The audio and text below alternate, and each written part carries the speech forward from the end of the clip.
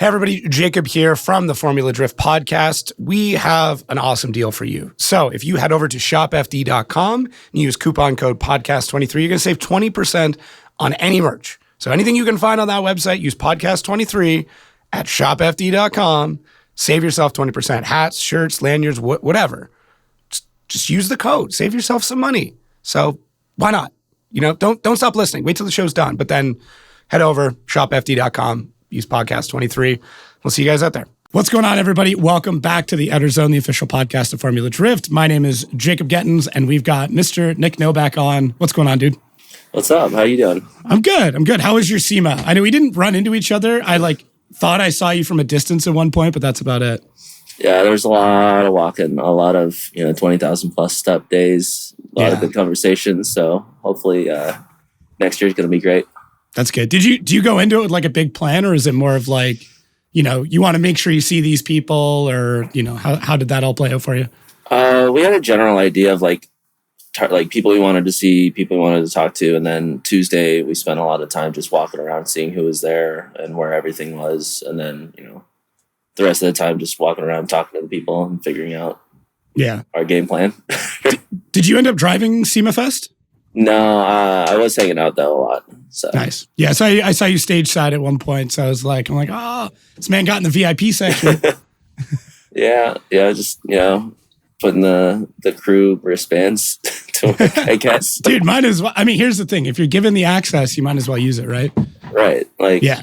They're letting us in there, so as long as we're not in the way and not screwing with anything, I don't see why.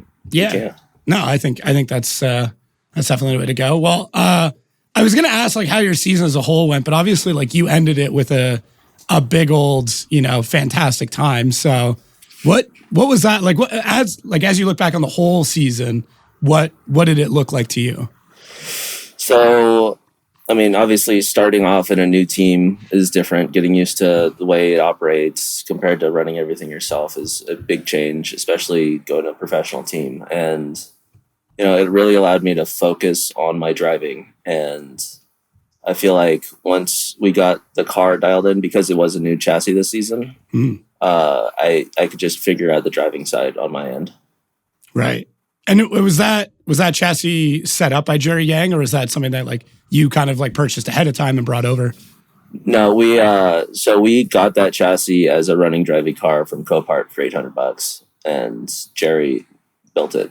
Damn. That's crazy. I wonder, I've always wondered what secret sauce he puts in things. Cause obviously he's been around for a minute and built some incredible stuff. So I was just always kind of curious, what he put into it that's maybe different than the previous build. A lot of it is just on the reliability side, just making things a lot easier to work on. Okay. Well, I mean, yeah, that's the thing. If it's the person who's going to maintain it, they probably have a way of getting making sure that certain things are accessible when needed and things like that. That's kind of cool. What was the biggest difference that you found moving over to that type of team? Everyone knows what their job is and is always doing it.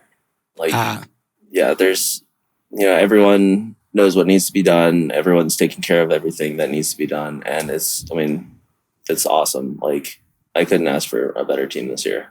Yeah. Well, and I mean, obviously partners on the team as well, which helps having kind of a teammate as well to go back and forth with, or just even have the camaraderie of having another driver to hang out with. Yeah. Bouncing off, hey, I felt this on the track. I felt that too. Or no, I didn't really feel that. Yeah. Just, getting a good idea for track conditions or, different changes in, what can translate setup wise from an FRS 2046. So. Well, if nothing, it's just understanding what the track's doing, right? I think everybody had a big wake up when Irwindale came around, because with that surface scraped down, it was a whole other track than what anybody had notes for, which was cool because it was an equalizer, right? Yeah, I enjoyed it. Yeah, I bet. For obvious reasons. But I felt like last year with so much rubber laid down, a lot of it was actually starting to peel up when it would get brushed off.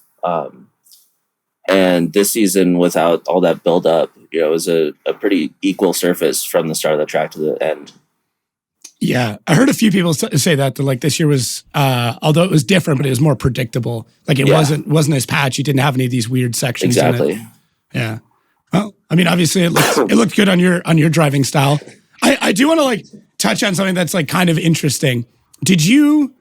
I don't have like all the times, but did you feel like your car was slower than other cars, or did you just drive it in a different way than everybody else did? With the added grip from the surface of the track, we definitely loosened it up a little bit. Okay.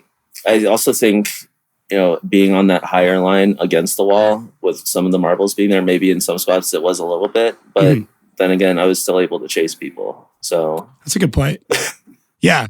Yeah. It's not like you were like falling way behind people. Yeah. It was interesting because like after the event, and even, this week in Seema, like everybody's talking drifting, right? Like, you know how it is. Like you just end up, anybody you talk to, you end up talking drifting. But I had brought up a point that I think that event and the way you drove it may be a shift in how we see guys drive next year. That like the over gripped up, crazy fast speeds, people are realizing like, oh, you don't have to win that way. Right. The biggest thing that it came down to was we just made the car easy to drive.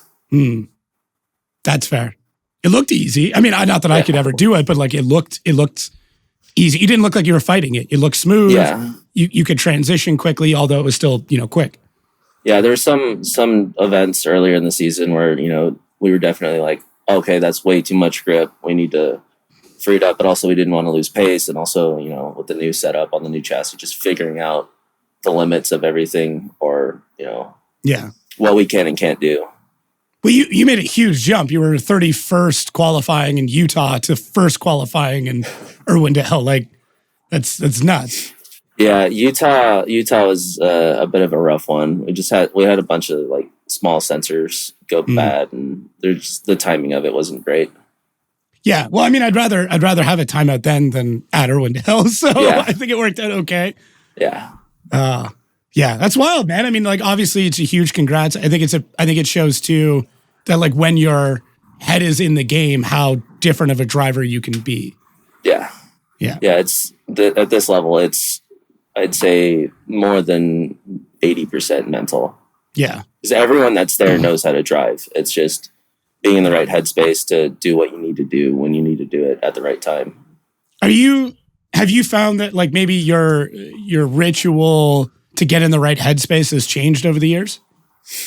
A little bit. I used to be like in ProAm, I actually would have, headphones in under my helmet and listen to music to calm me down. And now it's just kind of don't overthink things, just know in the back of my head, okay, I know what I need to do. I just need to do it. And, just don't put too much pressure on myself. Yeah, that's fair. Did you carry over the music thing from like the hockey days? Because like I know a lot of guys in the dressing room are putting in headphones before going out on the ice. Yeah, a lot of it was. It started with that. But then I talked to some people, and they're like, "Hey, you should listen to some music that doesn't have too many lyrics and let you kind of just zone out and chill." And it worked for me in ProAm, and going forward in a Pro 2 and then Pro Spec, you can't really listen to music while you're on a radio. So just figuring out the changes through that. Just get them to pipe it in. Like just plug in plug in a phone and have it come through the headset. I don't see a reason why not. Yeah, that reminds me of that clip in the Gran Turismo movie where he starts playing the music through the radio. Yeah. I can't see why not. I mean, obviously it locks up the channel, but I mean, if it gets you in the right zone, then I say go for it. I mean, now you can just hum it, right? You can just start singing in your helmet instead. Yeah, we actually at Irwindale, we were singing some songs back and forth to each other on the radio. There you go. There you go. Well, I'm glad you've moved on a little bit from just yelling obscenities through the microphone before heading it on track. So I would have paid to get the recordings of what you were like back in the day, because I've heard some stories about what the radio chatter's been like over the years.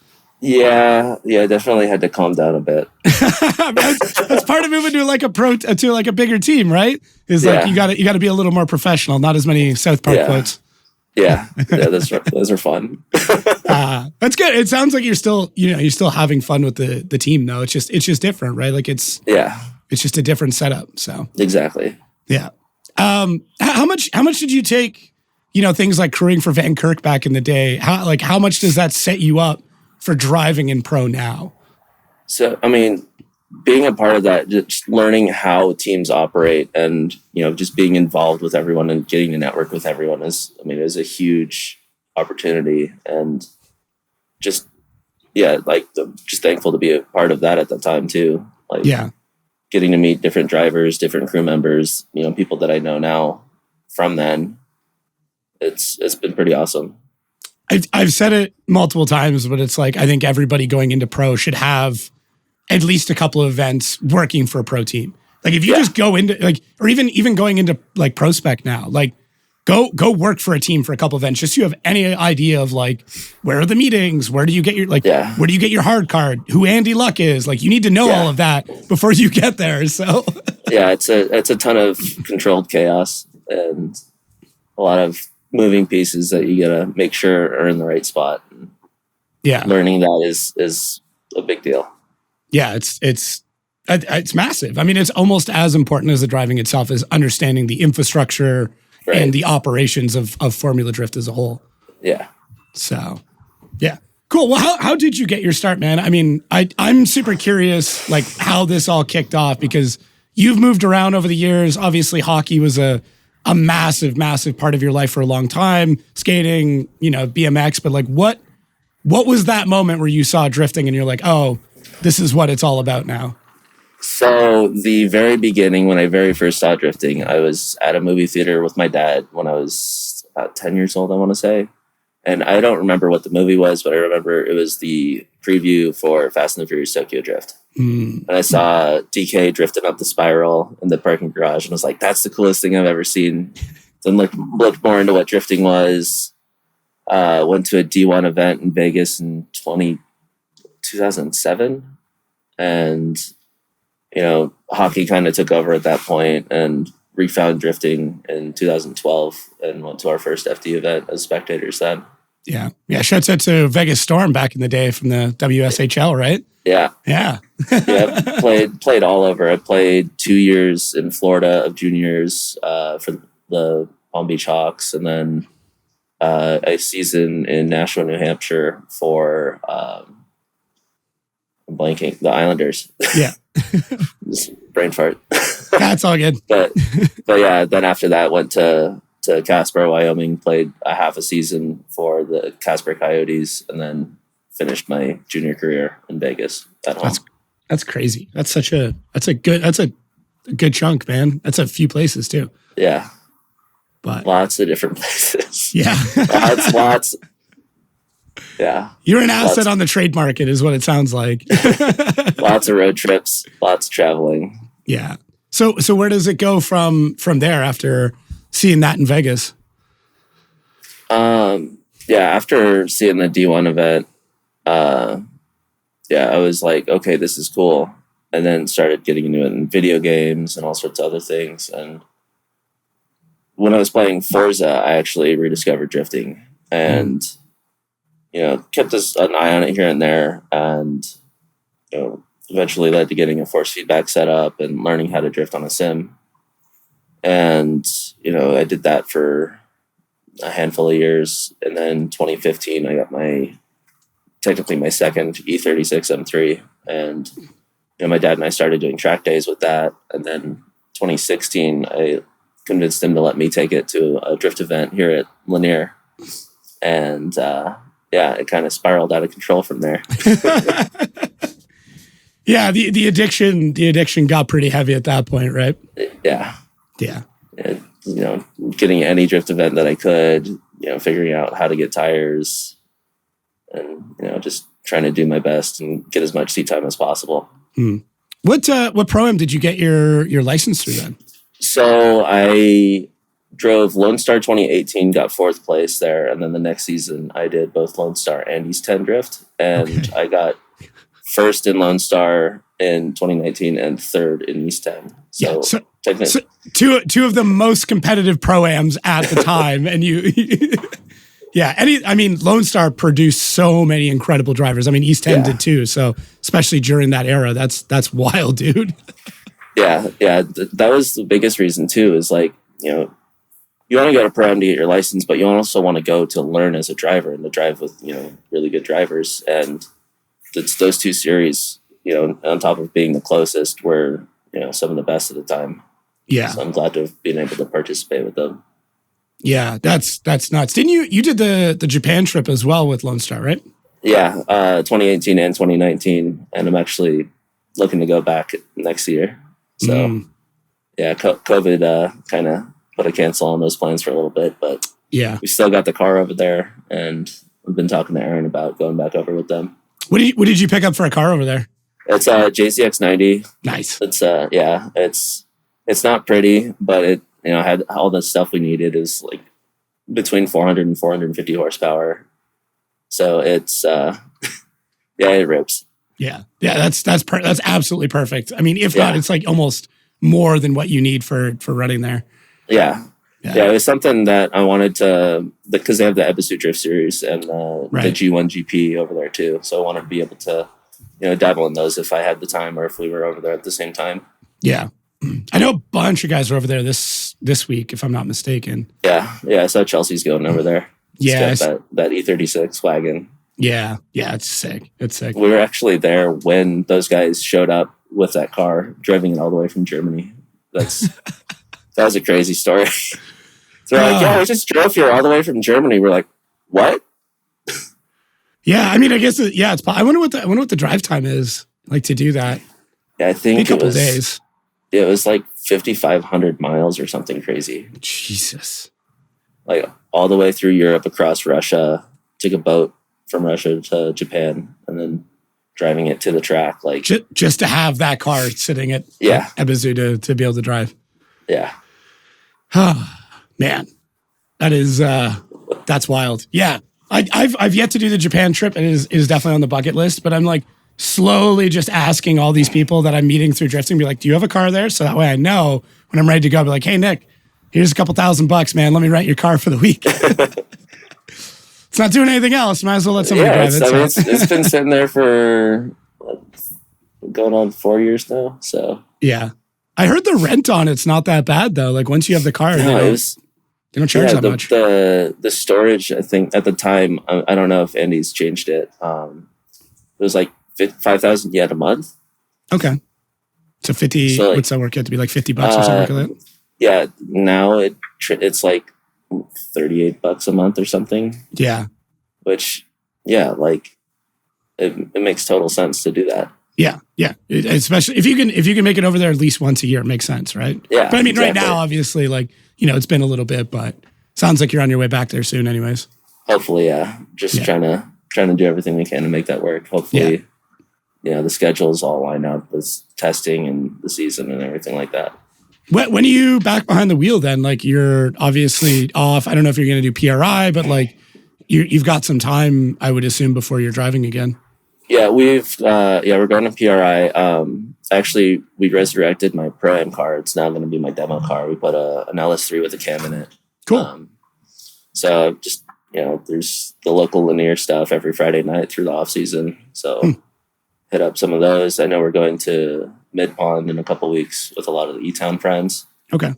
So damn. Just trying to get as much seat time in the off season as possible. Yeah. So it's really not even an off season for you. It's just like, okay, if there's something available and, you know, there's no snow on the ground, I'm going.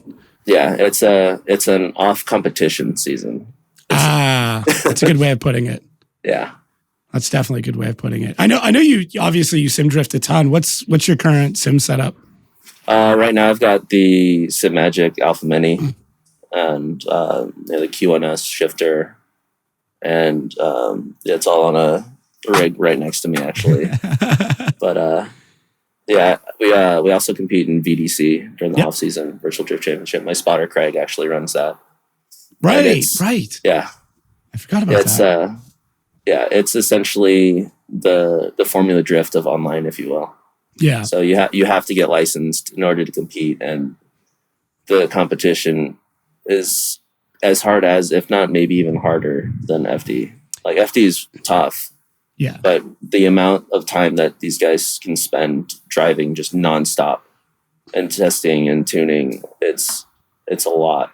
Like, I know people who have, several thousand hours just in driving online. I remember seeing like a qualifying, and like it was like the lowest score was still like a 93 or a 94. It was literally like 94 up to 99.9 or something. It was wild. Yeah.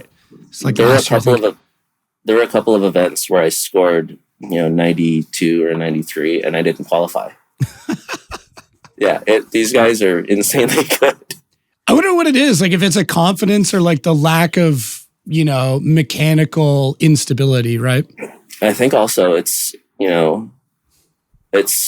the fact that they can get so much seat time and they can try these different things, and there's no risk. You just hit a button and reset.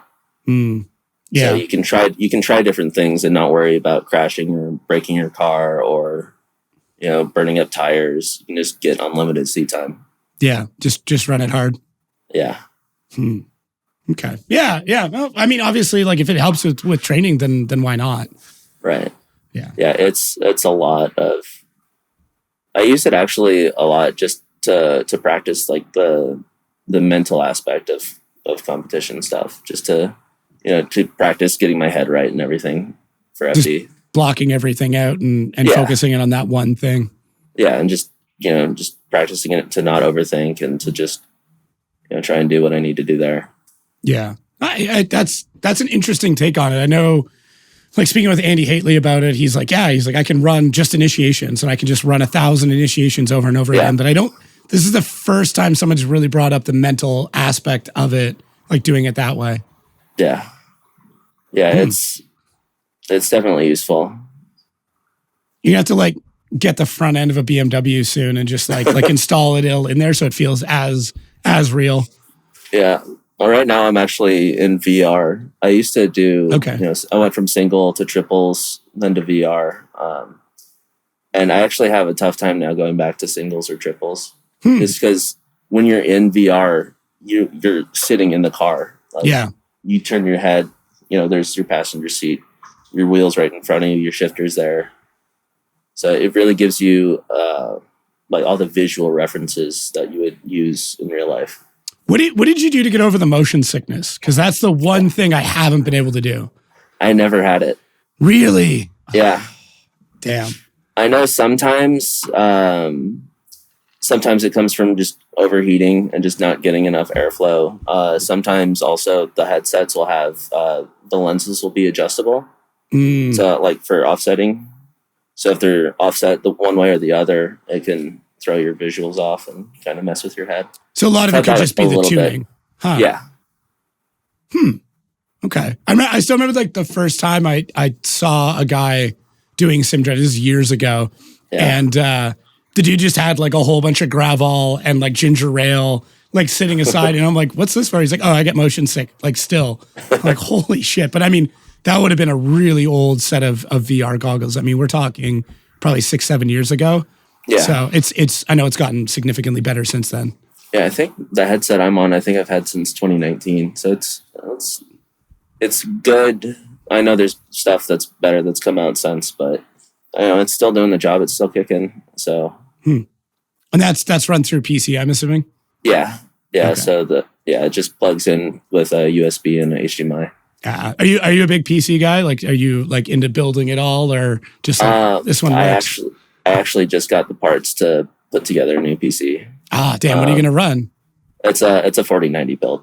Nice. I wanted to get something that because my PC is starting to go now. It's starting to crash on some stuff. It's like, okay, it's time to build something fresh, and I just wanted to get something that is on the basically as close to being future-proof as possible. As close as you can in the PC world, which is like, really, it's like 3 to 4 years is kind of what you can kind of plan for. But I mean, a 4090 though, you're going to be good for a bit.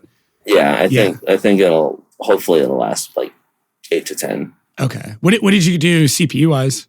It's 7800 X3D. Nice. Okay. Yeah, that is like the gaming CPU right now. Yeah. So, yeah. Sick. Yeah, I'm AMD and I've got a 2080 Super, which I'm desperately that's what looking I'm on at right now. Oh, sick. Yeah, it's I mean it is good, but I 100% it is starting to show a bit of its age in like newer stuff where I'm like, damn, I can't max everything out anymore. So, yeah, when I saw the bookmarks and the benchmarks of everything of the 2080 Super compared to the 4090 and the 4090's over 200% faster, I was like, okay, yeah, I'm sold. Yeah, exactly. At that point, it's just cooling, though. I mean, that's such a beast of a GPU. Yeah, they're huge. Yeah, I know. They're triple slots. They're massive. Yeah, I had a picture. I sent it in our group chat with my hand next to it, and everyone's like, "Holy crap, that thing is huge!" Make sure to get like a GPU support though. Like it is massive. I know a couple of people that were running the 3090s and were getting like sagged to the point where like it was like bent down. Yeah, I've heard some bad stories about that. But yeah, that's wild. My spotter and Zach, Ryan Literal spotter, both just recently did. Actually, Craig did 4080. Okay, but they were telling me about the bracing and everything, so I got all that. So we either during this conversation, there's either a bunch of people that just completely tuned out, or there's a bunch of people who are like super pumped on PC stuff. I'm gonna have to like go back and like watch what the stats are, but whatever. I mean, hey, it's a part of it now. Like realistically, like, talking about this is now almost as much a part of drifting because of how big sim drifting has gotten. Yeah. So like you need to know these things. That, like if you want to be competitive, have the most frame rates for the most accurate, and most precision in sim drifting. Yeah. Yeah. Yeah. And then also the Sim Magic experience that they brought in this year, that's awesome. My buddy Anton runs that. And, okay. Just them being able to let the public get a taste of sim drifting and, test out that equipment. It's pretty cool. Well, and show like how good and high fidelity it can be and the feeling of it, like just the force feedback on those systems is crazy and so granular. The amount of tuning too that you have is like way more than some of the other brands. It's been pretty cool. Yeah. So I have to ask, if you are walking into Buc-ee's and you are not allowed a basket, how much stuff can you carry in your hands and what are you carrying out? I've actually done that before. I got to the point where I was like, okay, maybe I should get a basket. Their bottled water is actually one of my favorites. Interesting. Just the green label. Yep. So I always get a bunch of those. Their chicken fajita tacos are really good. Wow, you're like full B-side of this menu too. You're not even like brisket and beaver nuggets. You're going for the good shit. The chips and the tater tots in the morning are good. Their sausage, egg, and cheese croissant is one of my favorite breakfast items. I will give you that. That is, I've yet to have one quite as good as theirs. Yeah. Yeah. And then they also started having those the sausage, egg, and cheese bowls too. Oh, it's been a bit. I haven't been to one in a while, so that's relatively new to me. Those are nice because you don't. They're less calories, so you can get a little bit more and not feel as bad. Are you a regular at the beef jerky bar then, or is that not your game? No, I'm not. It's not like I'm against jerky or anything. It's just not my thing. Just not what you're there for. Certain turkey jerkies I like. I'm not a big meat eater. Okay. I won't judge you. It's fine. It's fine. I'm a cherry cola jerky. Like I will go for that or their jalapeno pretty much right off the bat. Yeah. Buc-ee's is an experience though. It is definitely an experience. Yeah. Every time you stop there, they've got something new. Yeah. Yeah. It's pretty wild. So on your adventures, how many locations from diners, drive-ins, and dives have you made it to? Knowingly, I don't know actually. I know I've seen some. The biggest one off the top of my head is Marietta Diner. Is that New Jersey? No, it's right down the street from Corey Works. Oh, okay. Huh. Yeah, that was on. I want to say it was an older episode though, from probably 2010-ish, around there somewhere. Will you knowingly like plot out like at locations, be like, hey, what can I check off? No, it's more the entertainment of the Triple D stuff for me. The just getting to see like all the different types of stuff that they can make and the creativity behind it's pretty cool. And then Guy Fieri's a character, so this is true. Watching him is always entertaining. Yeah, he is quite entertaining. I mean, but like also knowledgeable. You know, I think people like discredit him and think that like he's just this like wacky guy when it's like, no, he's a legitimate chef and knows what he's talking about. Exactly. Yeah.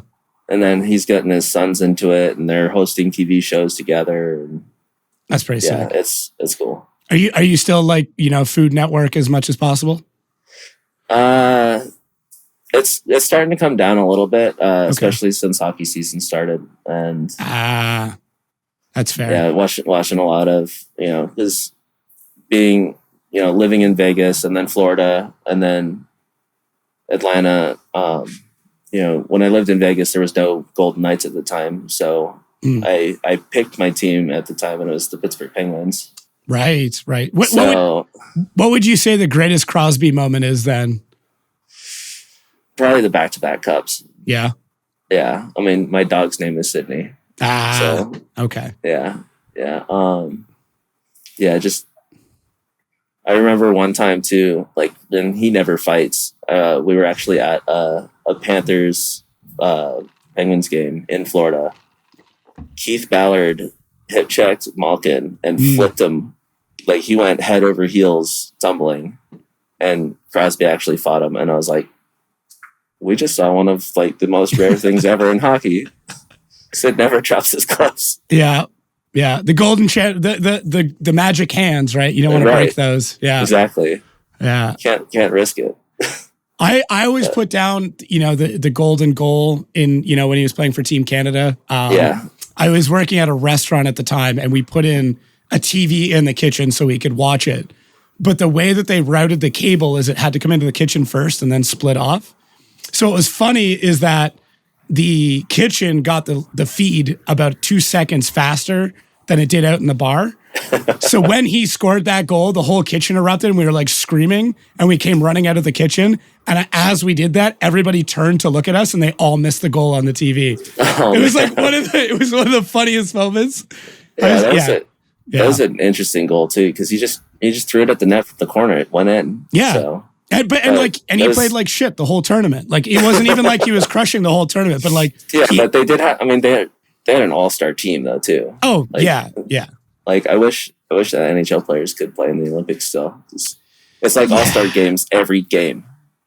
Dude, it was wild. I mean, I've heard it might come back, but I don't know. We'll see. I would love to see like Matthews, like personally, like Matthews play in the Olympics. I think that'd be sick, especially against like I'm a big Leafs fan, so like seeing Marner and Nylander and Matthews all play against each other in that tournament would be wild.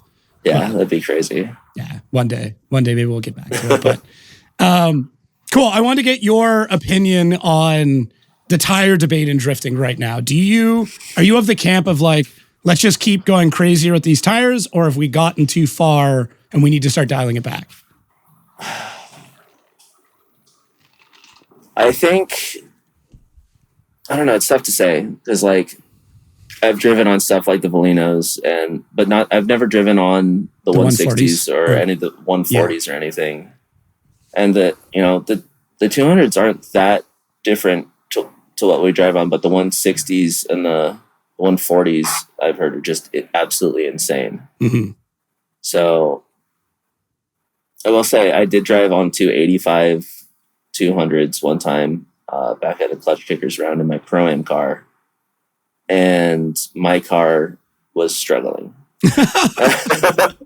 Jesus. Like I had them at 50 psi and the rear shock's fully stiff, and I'm pretty sure that was when I broke my clutch. Because you're clutch kicking, and that's not even on like a nuts track where, you know. Yeah. Wow.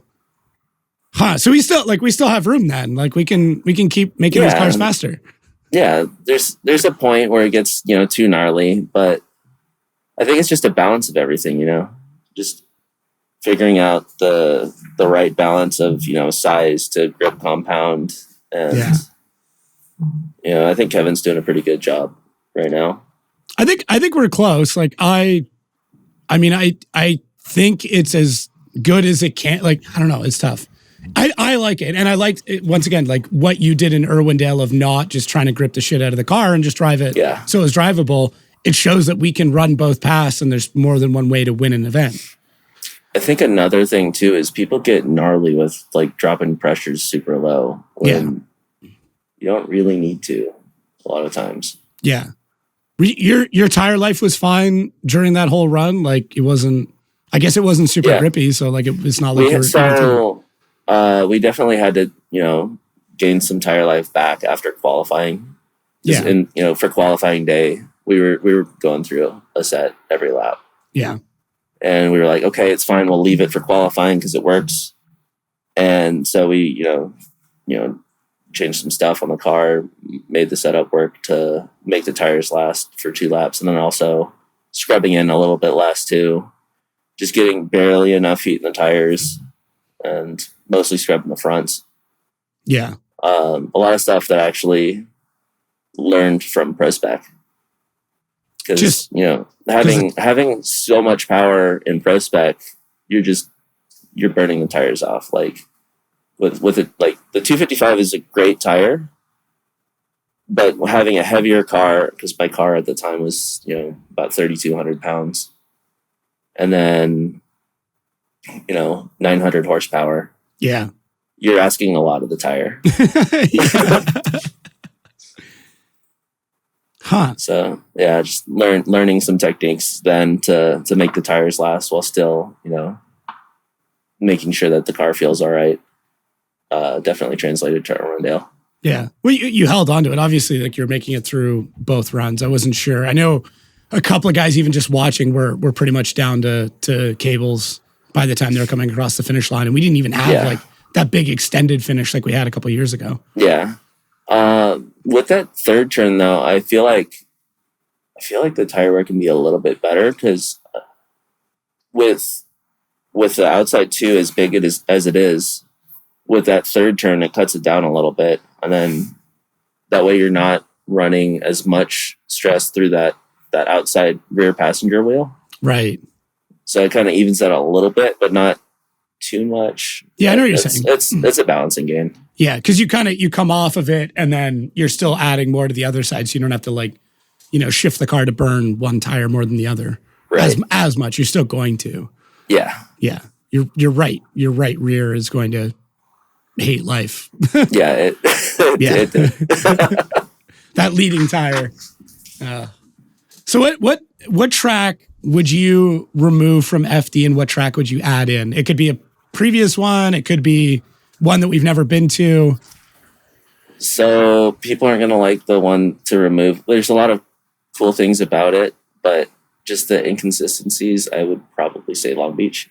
Really? Okay. Yeah. Yeah. Like having the crowd there is cool. Drifting the streets there is cool, but and a lot of people don't really talk about it, is there's so many different surface changes there that it's super inconsistent. Yeah. Like it changes time of day and weather and temperature a lot more drastically than other places. And if I had to bring one back, it would be TMS, Texas Motor Speedway. Just because, driving Lone Star there, it was a familiar track. And which layout would you run then? The 2020 layout, but with the 2015 run up. Okay, so that's going at the wall and finishing wide, or is that starting? That's you just haul it down the straight and chuck it in where basically you would start where the tire wall would be. Right. Okay. Yeah, and then you initiate on that and then head out, and then it's kind of your S, and you finish along the big curve. Yeah. Okay. Yeah. I've seen Aaron run that layout quite a bit, and it's pretty sick. It's a big send layout, and it's really fun. Especially if you can go as far back as like they'll run in Lone Star, like you said, the 2015 run up, which is there's a little access road where you pull onto where we'd had the hot pits for even 2020 FD, and we would start all the way back there, and you just book it. And we I think because Ben Hobson ran Lone Star too, I think he had one of the fastest entries there. I think he was at 120 for Shocker. a couple entries. Right? Yeah, I was like 105 to 107 sometimes, but yeah, his car has always been fast. Yeah, he's a great just driver too. He's just a psycho. Yeah. Yeah. I know it Love hasn't watching him though. It hasn't been confirmed, but like I know he talked a lot about moving up to pro, and I think it'll be a big jump for him, but I also think that he might be one of the quickest to adapt. Yeah, he's definitely got the skill and the talent for it. And just the lack of fear. Like there is no hesitation in the way he drives at all. Right. Exactly. Yeah. Yeah. Huh. Getting to drive with him back in the day was always fun. And then, he moved from Florida back up here to Atlanta, so we get to drive linear every so often together. Oh, that's sick. Who else like on the FD roster are you driving with regularly? Ben, Dustin Miles. Nice. Who else? Taylor Hull sometimes comes out to linear. Kazuya and I'll drive, during testing and everything, but it's tough with him being in LA. Oh, right. Yeah. And then I'm trying to remember who else comes down or comes up from Florida. That's it off the top of my head. I know Literal has come to some of the events where I've driven, but my car has broken or I finished driving. I ran out of tires or something before he got on track. And just never lined up. Yeah, exactly. Yeah. But do you drive with make him a lot on sim though. Do you make the trek down to Florida much at all? Or, I mean, obviously like Clutch Kicker's gone now. There's probably not as much of a reason to. Linear's pretty sick, so. Yeah, linear's the easiest because it's less than an hour away. Yeah. But not so much to Florida anymore. Yeah. I mean, what are you going to go run? Like OSW? Like, I did that once before the schedule changed during 2020. I actually went down there to do some testing. Just one of their local events. And Pat Gooden was like, "What are you doing here?" I was like, "I'm testing." He was like, "Oh, okay, cool. That's funny. Have fun." I haven't chatted with Patton actually, I chatted with him during Irwindale, like briefly. Like I can't remember, we like DM'd each other, but there was like something, I can't remember what the heck it was about. Oh, I was bugging him because he was actually on my old podcast years ago and he forgot. And I'm like, how'd you forget? He's like, I don't know, I'm just doing a bunch of stuff. I'm like, thanks, Pat, appreciate it. He's a good guy. I miss Pat in the series. Yeah, actually, Connor O'Sullivan also comes down a couple times. Yeah. And he's another ripper. He's just absolute shredder. Yeah. Like, we'll actually go up to Tennessee for some of the events up there also. So, guys like him will be driving. Hurst will come down sometimes. Yeah. So getting to run with those guys is also fun. Yeah. It's always cool to see FD guys at whatever level just kind of like be able to party drive together. Yeah. Just there's like an inherent trust that you guys have where you like know immediately like, oh, I can run doors with this guy without a problem. Like I know what he knows. Yeah. Oh yeah. Cole Richards too. Oh yeah. Cole Richards, another guy. Will They'll come up to linear a lot. Yeah. And he'll drive his E36 a lot too. His practice car is an E36 with the JZ and everything. Yeah. So you two remind me a lot of each other. Like you guys both have this very like kind of quiet and subdued personality. And then when you drive, you're just both insane. So it's just funny. And it's funny too that you guys both were, drove with Koru. And I think, it's just funny how that's all worked out. Yeah. He's another shredder. Like coming in his first season in Pro Spec and getting a win, that's just wild. And then getting second in Utah is crazy. Yeah. I know I think he just ran into a couple mechanical things over the year. Yeah. I mean, that's so much of it is just making sure the car works properly. Exactly. Yeah. The consistency of the vehicle is almost more important. I mean, consistency is so key in this sport because like 1 or 2 rounds you don't do well and that's it. There's your points for the year. Yeah. Especially Pro Spec with only 4 rounds. You miss out on one event, it can screw your whole season up. Yeah. One bad event, right? That's it. It's over. But yeah. So what are you looking forward to the most coming into 23? Hopefully I can make it happen to where we get some more carbon fiber. I just want to keep the momentum rolling and just keep doing as well as I can. And, the team has been a huge play on that, like just letting me focus on driving and helping me get in the right headspace and, bouncing ideas off of setup and everything off of them and then saying, yeah, that's a good idea. Or no, you don't want to change that right now. It helps a lot. The pushback, right? Where it's like that you think of something and then they're like, well, actually let's do this, right? Yeah. Sometimes there's been some things where I'm like, hey, Jerry, should we do this? He's like, no, just drive the car. It's fine. You know what you need to do. Just do it. Interesting. I think that's key though. I really do, because I do think there's a lot of times where drivers will want to change something when it's not the car. It's just a driving thing. Exactly. Like that confidence too, that you gain from that. It's like, okay, cool. Yeah. Like he believes in me. I know what I need to do. Like, you're not second guessing anything. And, it just lets you do your thing. Yeah, I could see that being a big confidence thing too, where you're like, oh, okay, it's not. I mean, maybe just like a little bit shitty because you're like, oh, you're telling me it's me, it's not the car. And you're like, okay, well, I guess I just need to drive different or drive better or whatever. Yeah. Yeah. Yeah, it helps quite a bit. Yeah. Well, I mean, anything to improve the driving, right? Like that's right. At the end of the day, it's just about getting better. Exactly. And then, getting to drive with the best drivers in the world. You know? And everyone's helping everyone progress because everyone's always pushing the limit of what we can do in these things. Like, all right, all you podcast listeners, I managed to poke and prod Ryan Sage a little bit and save you some money on merch. So use code podcast23 at checkout. Save yourself 20% on your favorite FD merch, the hats, shirts, lanyards, whatever it is that you want. Use code podcast23 at checkout. Save that money. Get yourself some cool FD stuff, and we'll see you out there. Is there anybody on grid that you still get like a little starstruck? Like you line up next to them, you're like, holy shit. A lot. So yes and no. I've actually had to, like, throughout the season be like, wait, I'm one of them now. Like, yeah, like I'm at the same level. Like, we're competing, but when I'm not in the car, I'm like, that's Chelsea, that's Odie, that's James. Like, yeah, like these guys are still my favorite guys to watch. I think you're like tied for wins too against Odie. I think you guys are like 2-2 or something like that. I was running through stats earlier. I think so. Yeah. Thinking about it. I'll have to double check. If anybody listening wants something cool, I think it's drift stats or formula drift stats. I'll put a link to it. But there's like a full breakdown of everybody's run records. I gotta check that out. Yeah. I'll make sure to put a link down. But yeah, I'm almost positive you and Odie are tied 2-2, which is crazy.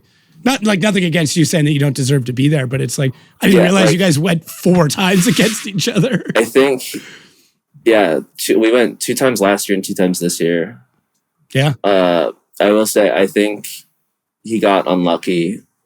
I beat him last year, but I think it was because he had a mechanical in St. Louis. Yeah. So take it. The downside. Yeah.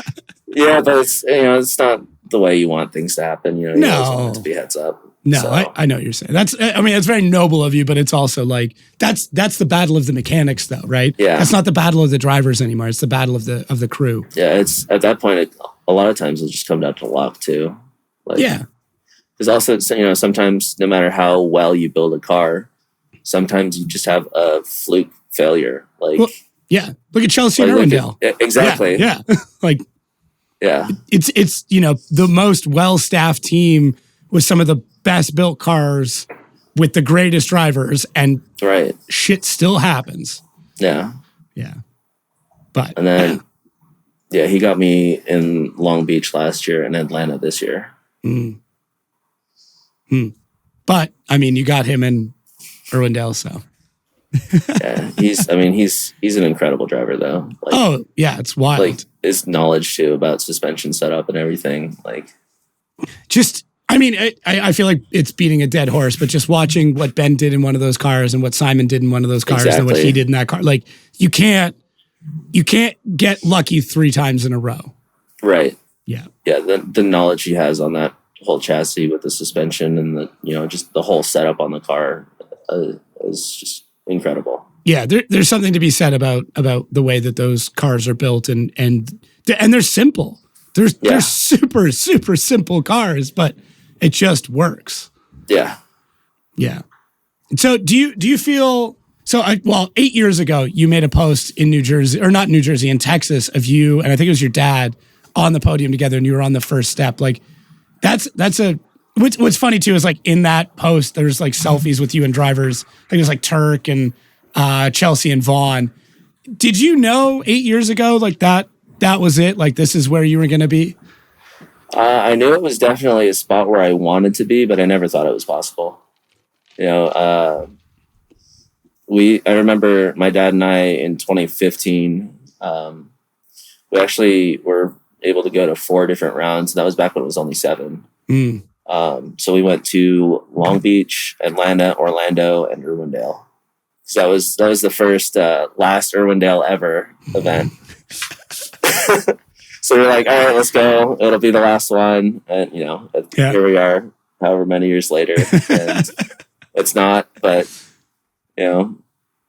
getting to go to those events was always awesome.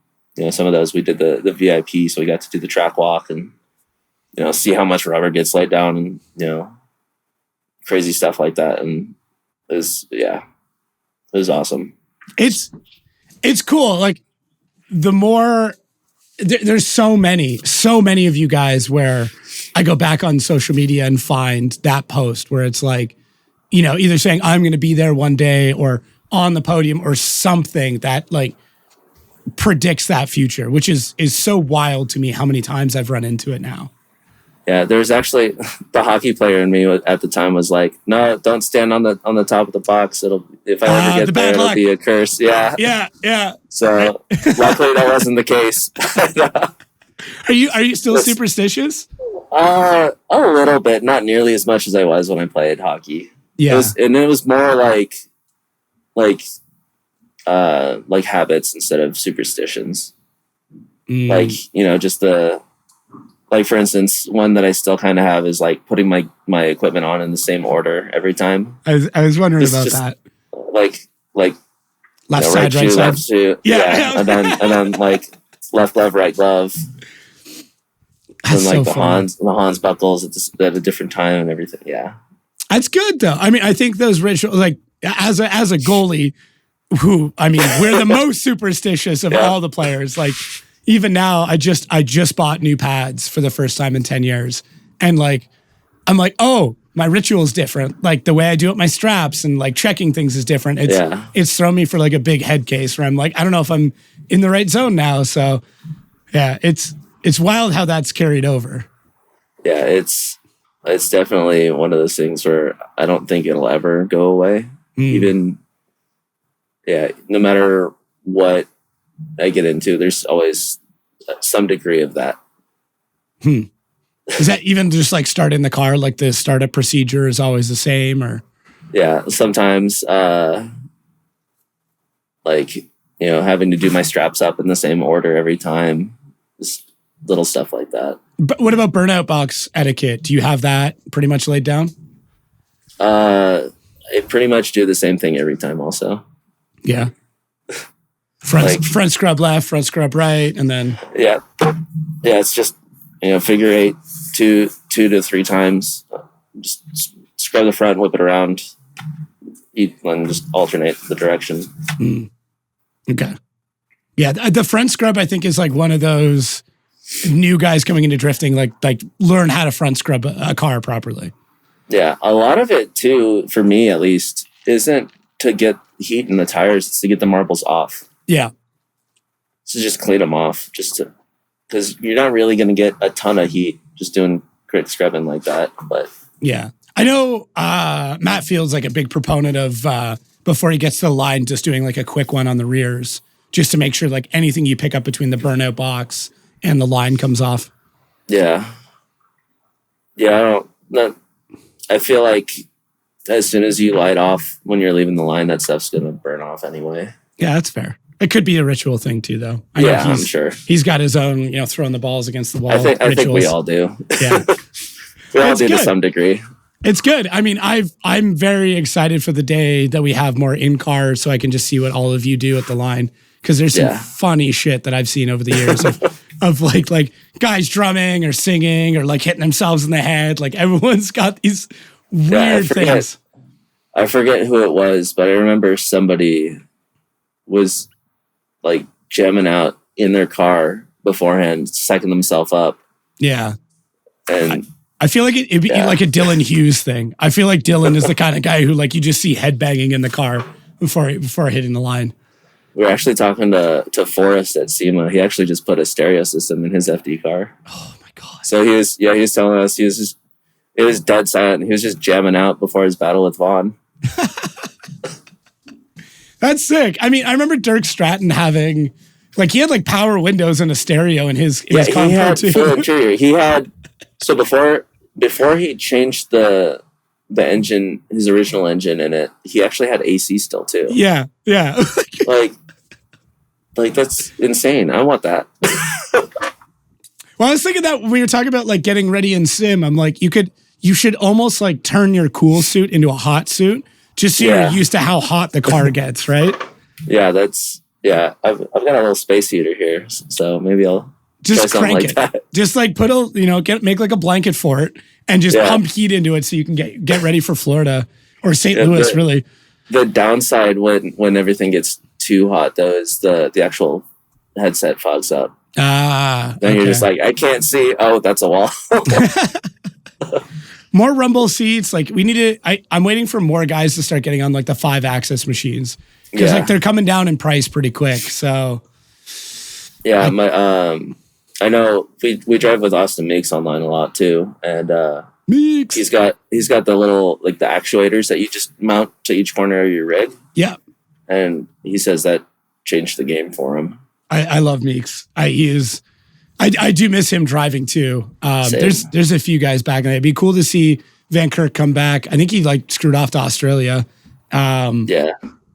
Kaufman though, dude, after seeing Kaufman at Grid Life, I'm like, buddy, he's still a madman. Dude, what I said to him as soon as like I came up after that, I'm like, listen, if you ever come back, please text me because I want you on the show. Like so bad. Like if you want to make that announcement, I will give you all the time you need. Yeah. Would love to see him come back into FD. Yeah, he was like before the hill even crested, he was already initiated. Yeah. It was like him and Simon. It was like a battle of who could throw the bigger entry between the two of them. So I wish we could have made that event this year.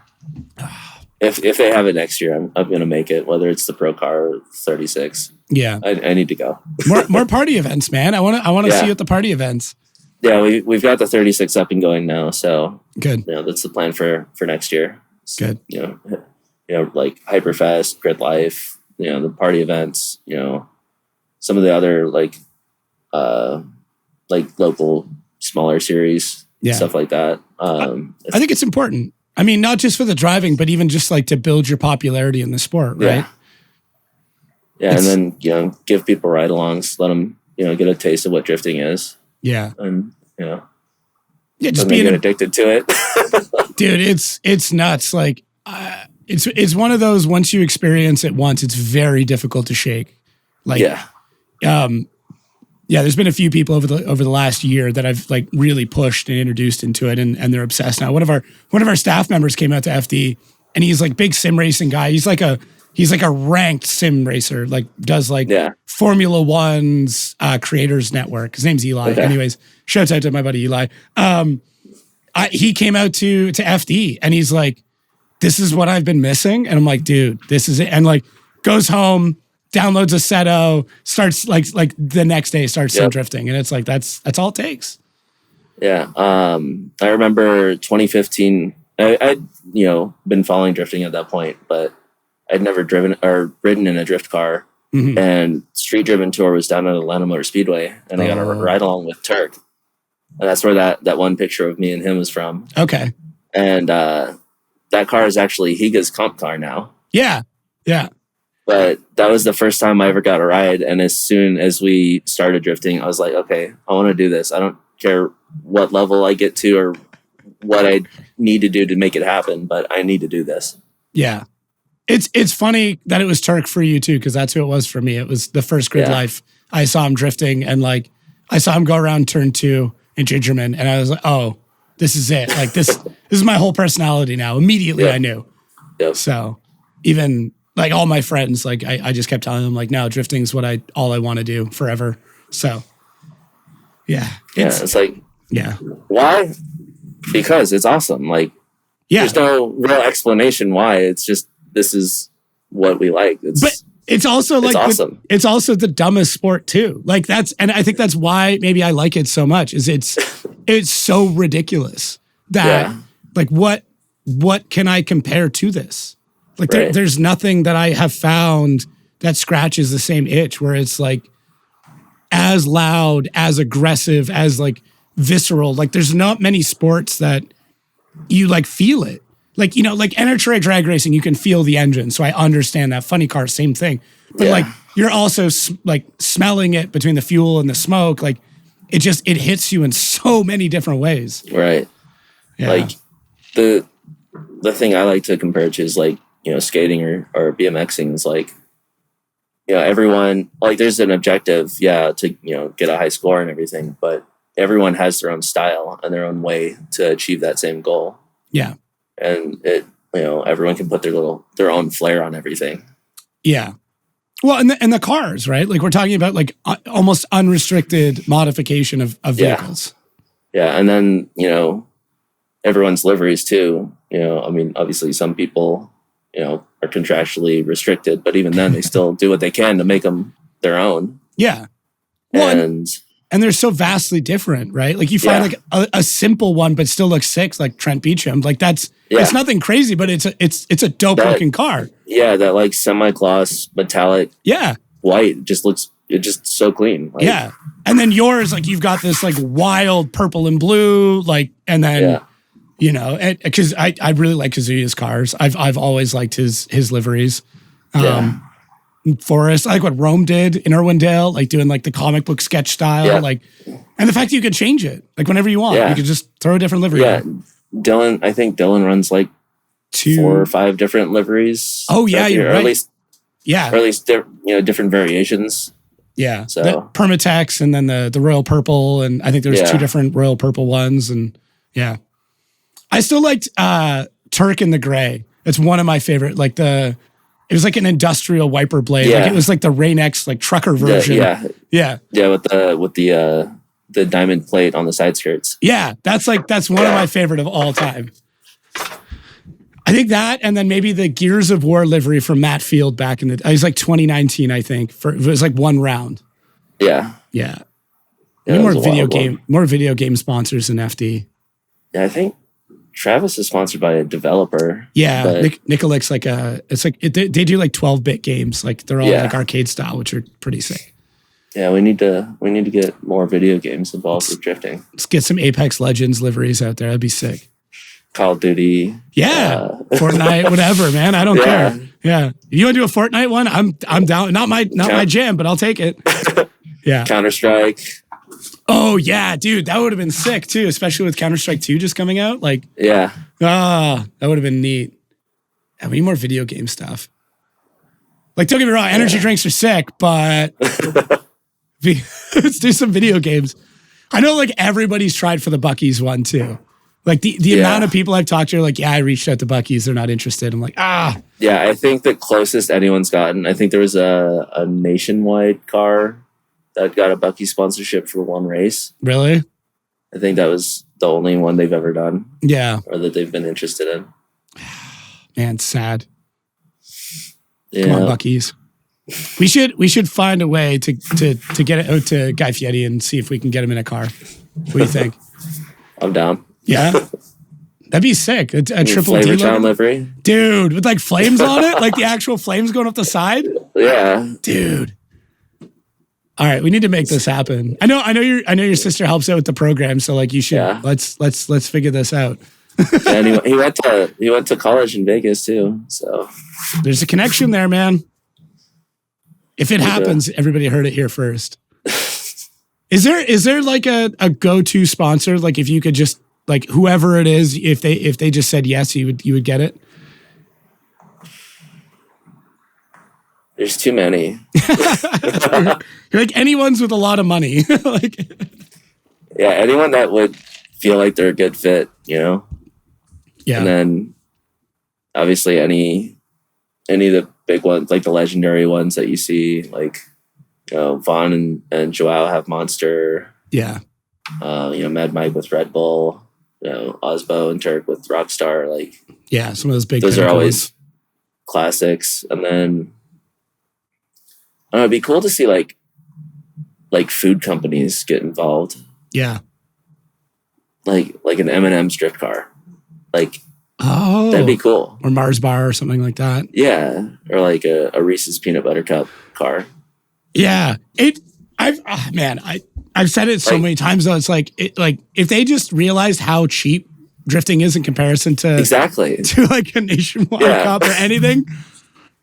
Yeah, like I feel like our seasonal budget is maybe 4 races for them or something. Depending on the level. I had once seen that there was a catering bill for over $100,000 for one event for a NASCAR team.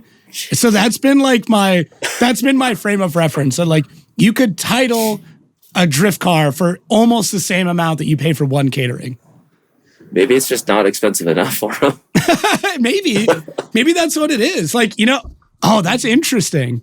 Where like you have to go and be like, yeah, we need $2 million, and then they take you seriously. When it's like 200,000, they don't. They're like, yeah, whatever. This isn't. It's like, clearly not big of a sport. That's not worth it. Yeah. Huh. That's interesting.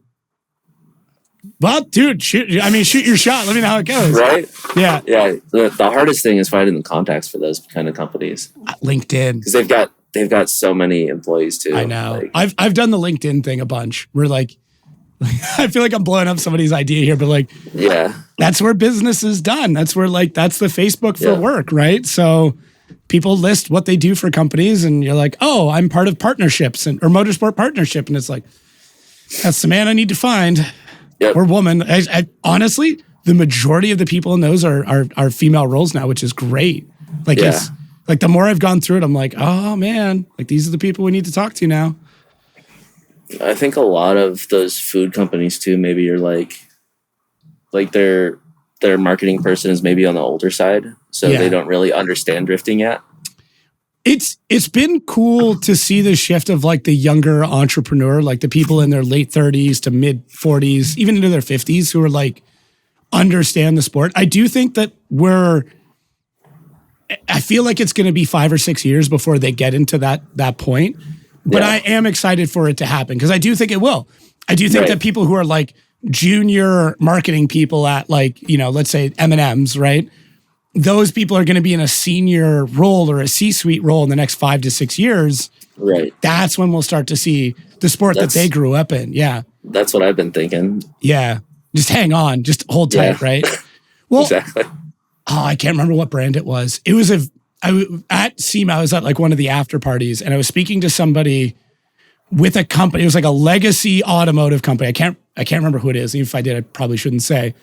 But like, I'm talking to like one of their executives, and I mean, this dude's, you know, same thing, probably mid 60s, you know, C-suite guy. And I had mentioned getting into drifting. He's like, yeah, like our social media girl's like really into that. She drives and stuff. She just won't shut up about it. And I'm like, yeah, because it's like this motorsport you guys should be in. He's like, oh, well, yeah, maybe we'll look into it. And I'm like, and that was, you know, similar. I'm like, yeah. that girl at some point is going to be a marketing manager or something. And then we're good. We're set. Like, yeah. I looked her up. I looked her up too, cause she does their YouTube. I remember what company it is now. I can't say, I don't want to blow up the spot. Sorry, dude. But like they were a big brand where like they would have the money to easily title sponsor a team, and like, it wouldn't be a big deal. So it's coming. Right. I do think it's coming. I think so. Yeah. One day we'll get there. I mean, you guys will. I won't. You'll be there. I'll be announcing it. I'll be talking about it, but I may not be. I may not be driving it. I'm okay. I'm okay. I've never been at like a pro level. I've never driven a pro level car, but I would very much like to one day, just so I can truly understand. I did a ride along with Travis in Utah, and that completely changed my ideas and thoughts of how these cars move. Yeah. I remember Chris Yule doing, after he did the ride along, he was just like, "You guys are insane." Yeah. did he ride with you or did he just talk to you about it? I think it was just Dylan and Travis doing the rides. Yeah. Well, so it's funny. Travis is like, we get all arranged, right? And he's like, "Oh, you need a race suit." And I'm like, "Oh yeah, I don't even own a race suit." He's like, "Oh, you can just borrow one of mine." Man, I don't know what he was thinking. I couldn't even get it zipped up over my stomach. Cause like, he's not a big guy, right? You and I like, we're a little thicker. There's no way. I couldn't even get my knees up. Like, I'm like, I can't, dude, what do you want from me here? He's like, "Oh, yeah, that one's a couple years old too, when I was a little thinner than I'm like, "How much did you weigh? Like 130 pounds?" Like, yeah. Yeah, basically. So I had to borrow Chris Yule's race suit to do the ride along. But yeah, I think it's important. And it's cool too. Like, without, tuning my own horn, that came out of the podcast. That came out of Travis, talking about it, like, get in the car, try it. And then Chris took the note and did it. So yeah. Yeah. Yeah. And then especially at a track like Utah where it's, 95% flat out. Yeah. So with, you're actually the first person I brought this up with. So with Ryan Lontaine retiring, is there a judge that you would like to see in that role? I don't know. It's tough. There's not many, that's the hard part. Is like, there's not that many judges out there. It'd be interesting to see like a former driver fill it. Yeah. That was like the rumor that Chelsea was going to retire and then become a judge. Yeah, I heard some people talking about that. There's a couple of grassroots guys that I think might be good. But I don't know. I think the 3-person judge works. Yeah. I don't know. I like the rotation. I do like the fact that they get to rotate out. So we're always, because I think a lot of people think there's like inherent biases, which I really like. The more time I've spent with those judges, there really isn't. Like there's no like, we're going to screw over this guy. Like that does not happen. No. And they always, get a bad rap for that. They definitely don't deserve it. Like they're just trying to do their best. Yeah. And like, They do ask the impossible of you guys, like for sure. They ask you guys to do the most ridiculous stuff, but the problem is you guys do it, so they have to make it harder every time, right? Right. It's like, oh man, they did that? They weren't supposed to do that. Shit, but they were. Yeah. What do they do?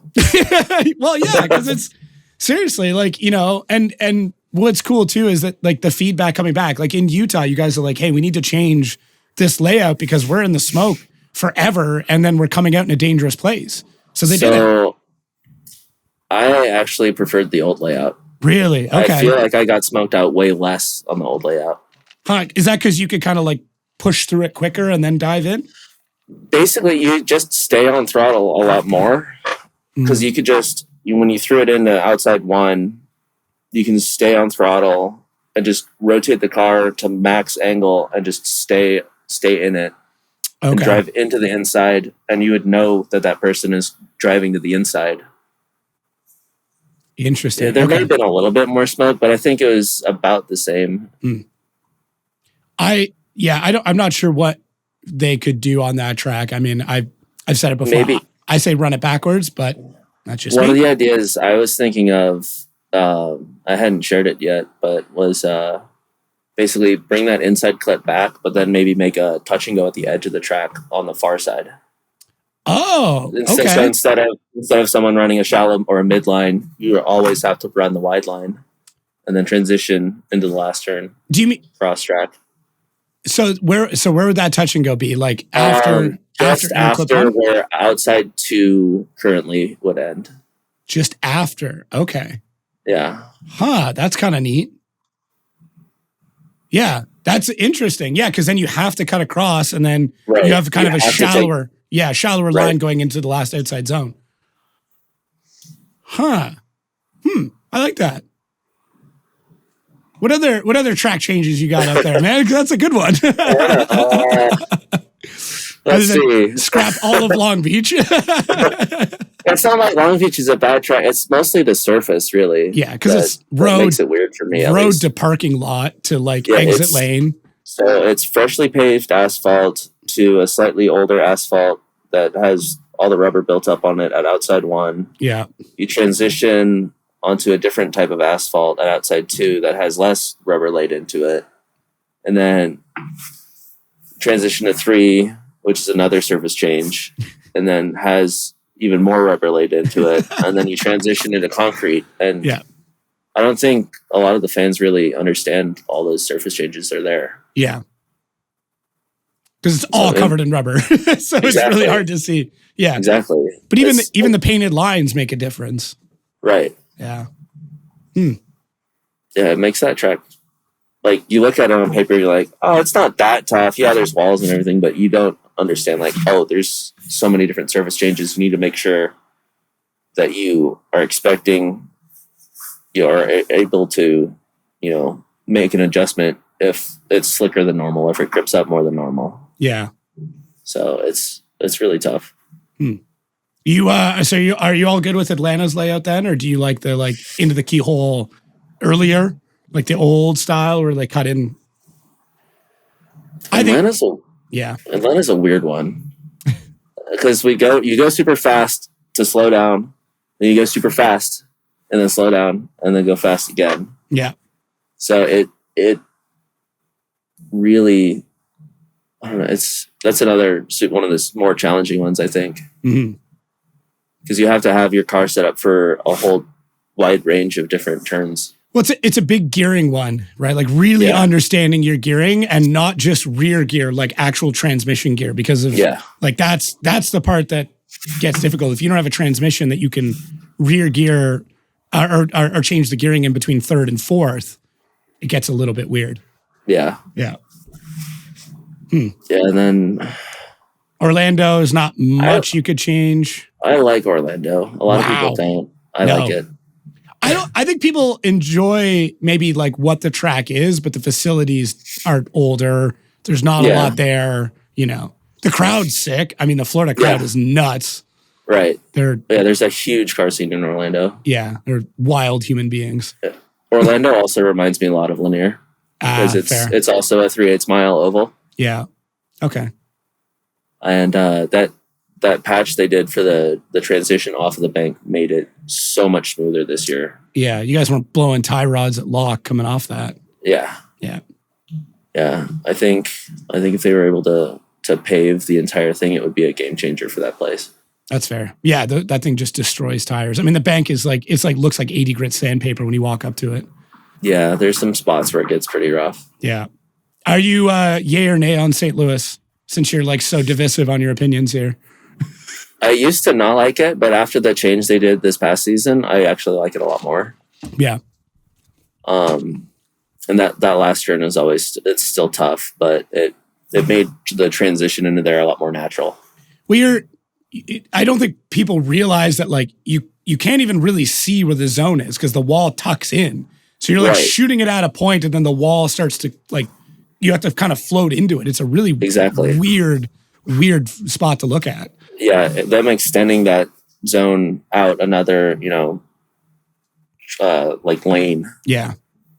Made it a lot easier to see, okay, there's where the zone is, instead of you're coming around the turn, there's a wall here, wait, okay, there it is, then you transition. Yeah.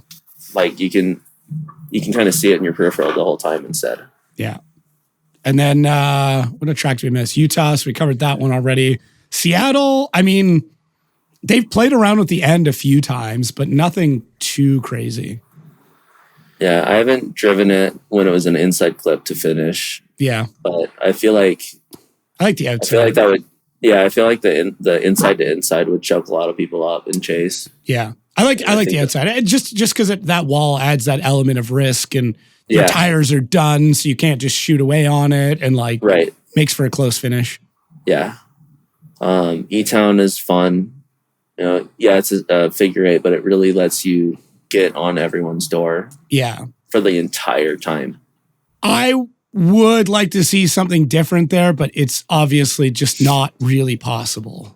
it'd be cool to see like an evolution of it. Like maybe they add a section where we, instead of going at the wall, we go straight or maybe do initiate to the right to then come into the wall or something. Something like there's some stuff I'm sure that can be done, but I enjoy it. It's neat.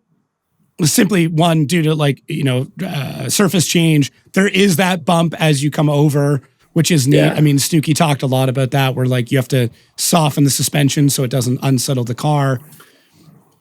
I mean, what I think would be really sick is like, that backing wall, like where the drag wall is. If we took that out and you guys came out of the chute even faster and initiated even sooner, I think that'd be wild. But I feel like a lot of people would throw backies into the first turn. That's how Adam won it. I mean, this is basically how Adam won that event, right? Yeah. I remember watching, after, when he was going through 16 and everything, I was like, how is he going to, holy crap, how did he pull that off? Well, how do you chase that? Like, you can't, like, I don't know. Yeah, maybe you guys can, but I'm looking at that going like, you basically have to initiate early on him, let him throw the backy, and then you have to get on throttle almost before he does to kind of cut it off. Like, it's such just sacrifice that first zone and then just transition and just try and stay with him the rest of it. Well, and what was like wild is he wasn't doing it in practice. And like, he just started throwing it. And like, I know some people are like, oh, that's throwing games. And I'm like, I don't know, man. Like on a track like that. He just got comfortable with it. Like he's got more laps there than anyone in pro. I would agree. Because, I remember we did a drift week. We were there. He was driving. He did the world tour there. He's got it. He had his own event there with like the clean culture and some other stuff. And then I think he's had 3 of his own events there on top of doing FD there, and then the drift week and everything. Like he might have more laps there than any. I can't think of it. He's got to have 1,000 laps. Yeah. I'm actually more shocked that there isn't more pros that have come. Well, I mean, obviously, like talking about the OGs and like, like the old layout and all the guys that came out of there for sure. But I'm curious to see how many people we watch come out of that Pro-Am. I don't know. I'm very much trying to like look at all the Pro-Am events and watch as many as I can to be like, okay, here's the guy to watch out for going in. I don't know. It's like my version of like college basketball. Right? Yeah. like for drifting. Because I don't know. I just want to be ahead of it. I just want to know. Right. Yeah. Yeah. Like, even watching people progress too is awesome. Like, seeing people go from, like, I remember I didn't get to watch a lot of like Pro-Am last year, but, Greg Bussell was talking about Cole Richards in East 10 and, watching him come out and see how well he did right off the rip. Like, it was wild. And then Greg saying that Cole's first time tandeming was at Pro-Am. Like, that blew my mind. Yeah. He's definitely one. The other one that I like heard about before he came in was Connor O'Sullivan. Like, I just like taking out LZ at Clutch Kickers. There's a couple other like big wins he had. And obviously like him and Jonathan Hurst are buddies. Like Jonathan told me, he's like, watch out for this kid when he comes in. I mean, it's unfortunate the way his season ended, just him going a little too hard in Utah, but either way, I mean, his driving reminds me a lot of Hobson's too. Yeah. Full flat out. Like he's just a little newer to the sport. That's all. I think Ben's got a few years on him, but there's a few guys that are coming up that I'm excited to see. And I don't want to like speak to it yet because I want to let everybody make their own announcements, but like seeing the Pro 2 guys that it should be coming up, like next year is going to be quite interesting. So, yeah. I think I want to do like a whole rumor mill podcast before the end of the year. I'm just like, this is what we've heard and this is what we think could happen. Cause this off season's already getting spicy. Yeah.